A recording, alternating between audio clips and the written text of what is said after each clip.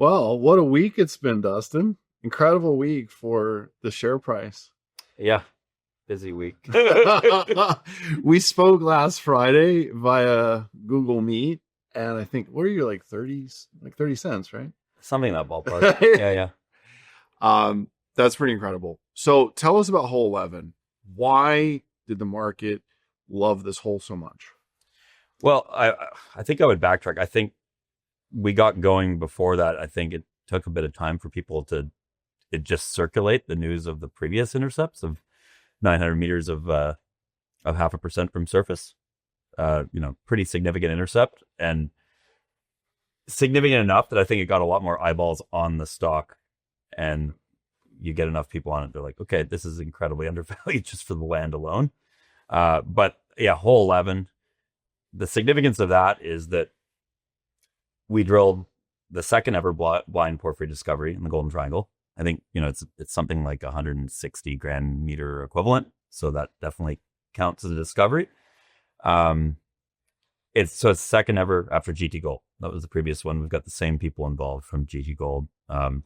It bested their first hole by quite a bit. So it was 425.4 copper equivalent. They drilled, I want to say it was like 250 into 0.32. And they drilled into intrusion. We're in the wall rock way out, and we're still hitting those grades.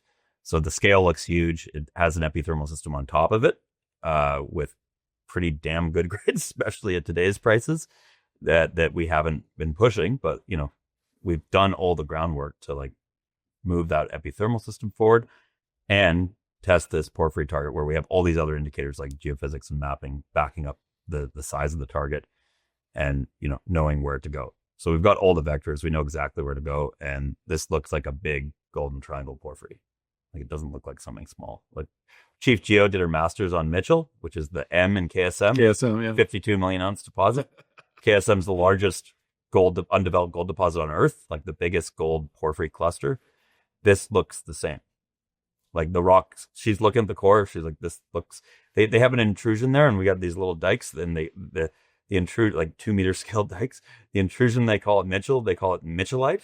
Mitchellite. She's like, this is Mitchellite. Oh my God. And the veining and the chlorite and it looks very similar. And the big difference though is Mitchell's in way gnarlier topography, and it's requires tunnels to get into. This is 10K from highway and power in much gentler topography.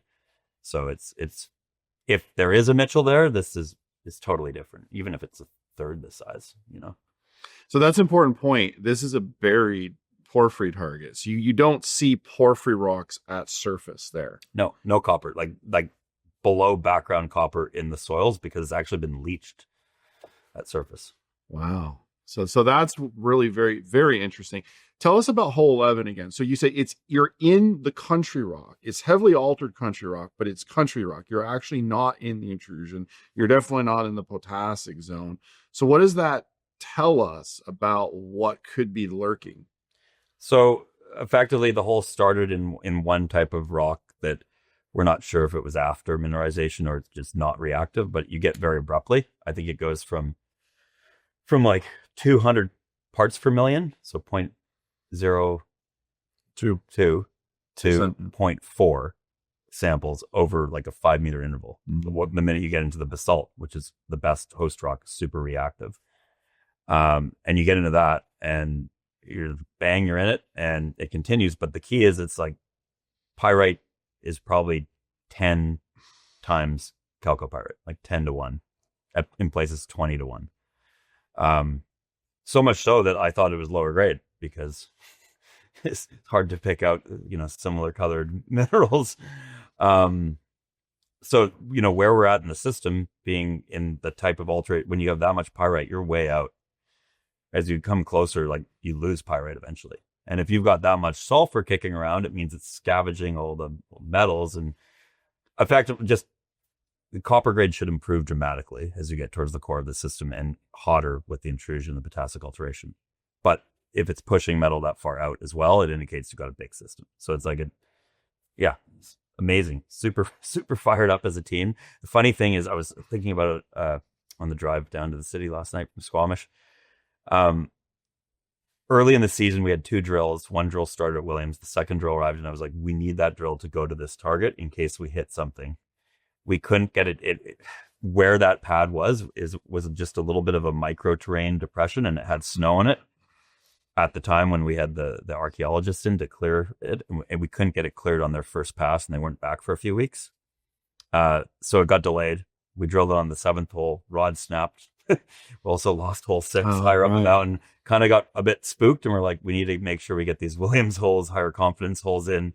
Right. Kept hole 6, or which is hole 5 that failed. Kept hole 6 going. Brought this back there, and then we will come back at the end of the season. But imagine if we had drilled that like first. Yeah, but it's all meant to be. It's meant to be. You were meant to end it on this big hole that gives a strong indication that you're honing in on something, and leave it for 2026. That's the way that I feel about it.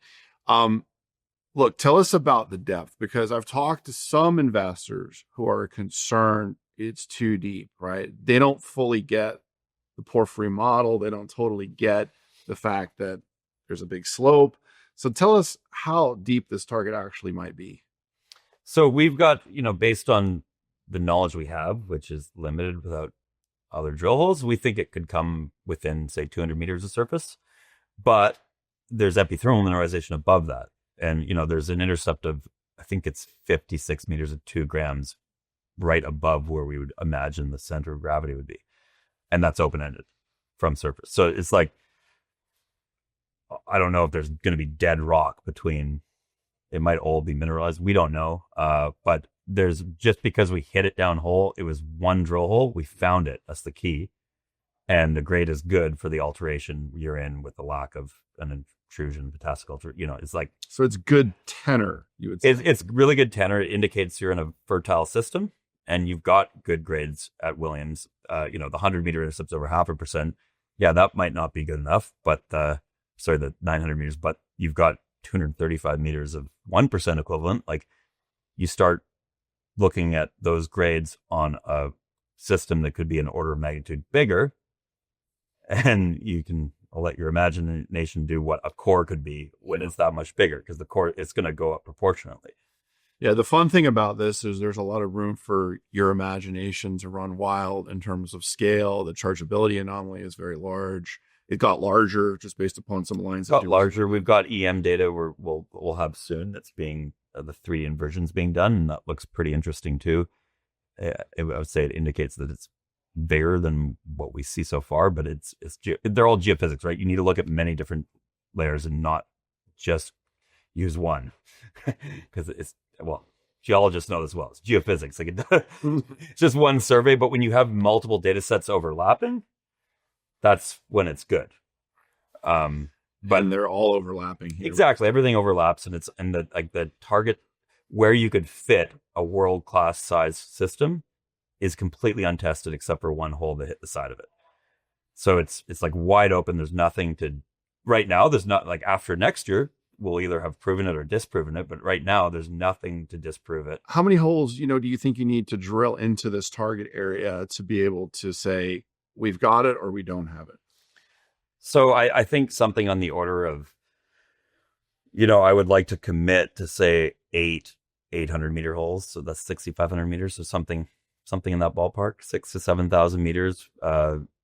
Obviously those holes could go longer, but I don't expect to be drilling that far to get into it. And we want to go laterally, and, basically the target area we put on our map is the area you would outline with pretty wide step outs, like 250, 300 meters. So you drill like 2 or 3 fences? Yeah. Like you might do one to the north of where we drilled and then go to the south. But the first hole I would probably drill would just be walk up the slope a few hundred meters and basically just drill parallel to what we drilled. And like going vertical is the fastest way to get down, but you want the information going laterally until you've really honed. You want some angle on your holes to figure out zonation at first, but really excited that, this is one thing we're going to test. We're also going to test other porphyry targets, Rainbow. Other porphyry, but also the epithermal min. And who knows, that epithermal min, like south of this, within this target area, could actually be porphyry mineralization. We don't know. It was only assayed for gold back in the 80s. Final question. Tell us about the size of the drill program. When should we expect it to start? How much money? Yeah. Just tell us everything you can. Yeah. So I can't make any commitments because we have 1.5 million in the bank. So we're obviously going to have to raise money, and we're in a much better position now than we were earlier. But, like ideal world, we would double what we did last year. So go from 7,500 meters to 15,000 meters. And, that would get us testing the epithermal system, both structural high-grade targets and bulk tonnage, shallow hole, at surface mineralization, porphyry, few other porphyry targets we're working on that we haven't really talked about yet, but Rainbow, and then Mary. Don't forget, Mary's got, I think 290 meters, 0.7. Don't forget Mary. Yeah, 290 meters of 0.7 gold equivalent from surface, and you can see the power line for it. It's 10K off the highway too. So it's like, this is an actual district. And I think I put in a presentation you'll see today. It's the district you can see from the highway. Dustin, thank you.